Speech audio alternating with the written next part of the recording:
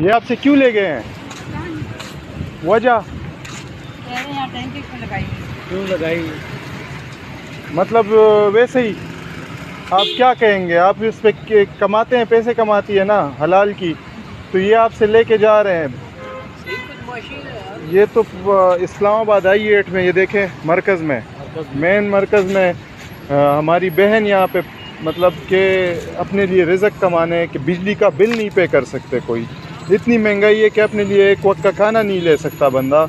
अगर ये हलाल तरीके से अपने लिए पैसे कमा रही है तो उस पर इन्होंने गुब्बारे उठा दिए हैं। ना PTI कलर के भी नहीं है कि PTI के रंग के हो तो चलो वो उठा ले। तो आप क्या क्या अपील करेंगी आप? हमारे तो बच्चों के लिए तो लेके चले गए हैं। ये रोज लेके जाते हैं या आज लेके? मना करते हैं, फिर क्या करें, कमाते हैं फिर ले जाते हैं ऐसे ही।